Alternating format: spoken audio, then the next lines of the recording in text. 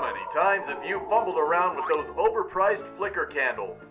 Been burnt one too many times by the rising cost of lighting your home for Halloween time?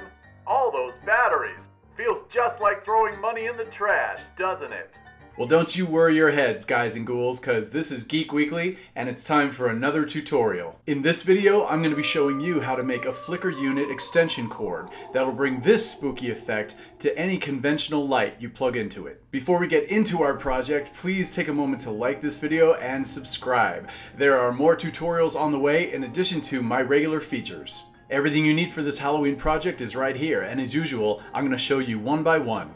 The most essential part of this project that you'll need are these. They're fluorescent light bulb starters, and they can be found in the lighting section of Home Depot. Right up here in the corner, you'll see a number that indicates kind of the rate at which it flickers to start the bulb. Typically, these come in FS2, FS4, and FS25. You can use any of them. My personal preference is FS25 because it has a faster rate of flickering. These come in packs of 2 and they're about $3. Any standard extension cord for the home, a set of needle nose pliers, a razor blade or an Exacto knife, and regular old electrical tape. This is an item that I did not include in my stuff that you'll need because it's not absolutely essential, but it sure makes things easier. This is just an electrical wire splicer. It's good for getting the plastic off of the wire to expose it so you can work with the wire and do all sorts of electrical things. Also at Home Depot, I recommend getting one. So the goal of this project is to safely splice and install a fluorescent starter on the extension cord. There's two things I would like you to keep in mind once you've completed your project. One is that you will only be able to plug one item into the extension cord for the flicker effect. If you plug more than one thing into it, it's not going to work. The other thing is that whatever you plug into this flicker unit extension cord, like a lamp or a fake candelabra or something like that, it needs to be fitted with conventional bulbs. It doesn't matter if they're nightlight size bulbs or if they're standard like 75 watt bulbs. I'm going to be working on this small single bulb candelabra that I found at the thrift store for a couple bucks. All I did was kind of add some hot glue to it so it looks like melted wax. I aged it a little bit and you're going to see it in effect very shortly. I know you're all smart cookies out there, but I must add an extra word that this tutorial does deal with electrical items, so please proceed with safety and care. Never plug in any electrical item that has exposed wires, and please make sure things are properly taped and reconnected before testing. Come with me and I'll shed some light on this tutorial. To get started, you can use a razor blade or Exacto knife to very carefully cut the middle seam of a segment of the extension cord about 3 or 4 inches.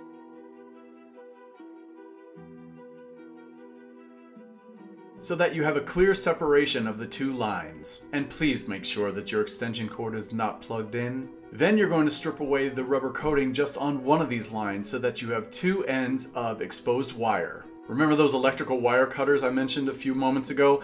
Well, this is where they come in handy because they have all these notches to properly fit and strip away the rubber coating on wire. Once you have 2 sections of the wire exposed, just give them each a little bit of a spiral twist to make them easier to work with. The side of the fluorescent starter that you're going to be connecting these 2 wires to is this side with these 2 prongs. Take each of the individual wires and wrap them as tightly as you can by hand around each of the prongs.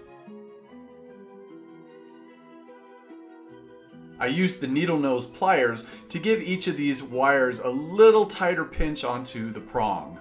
They stay on more securely this way. Once the wires are securely connected to each of the prongs, you want to take your electrical tape and cover this entire area. This ensures that the extension cord will be safe for use and avoid the risk of exposed wires or shock. I usually do a few strips over the top to cover the prongs and the wires.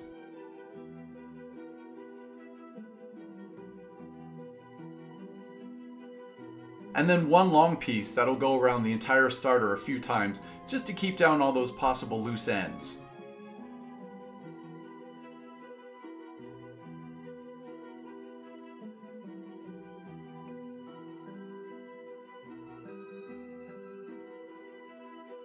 You don't want too much of the exposed wire hanging over the edge of the fluorescent starter.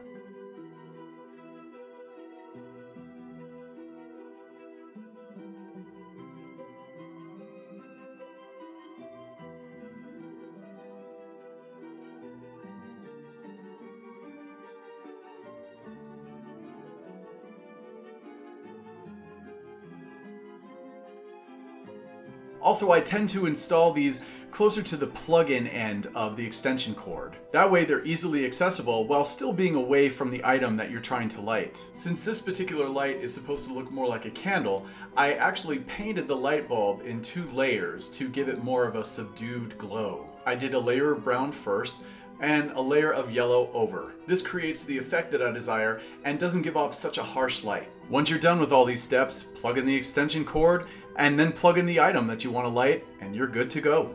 Once installed, the starter on your extension cord should last at least a couple seasons. If you ever have a burnout, just install a new starter with these easy steps and you'll be as good as new. So there you go, an easy and affordable way to have a spooky flicker effect for most any light around the house that you want to plug in, and they last a heck of a lot longer than batteries and candles. And did I mention how good they look inside pumpkins? Thanks for joining me, and there are more tutorials on the way. Now get busy and make something, you geek. Scary skeletons and shivers down your spine. Shrieking skulls will shock your soul. So you're tonight. Spooky, scary skeletons.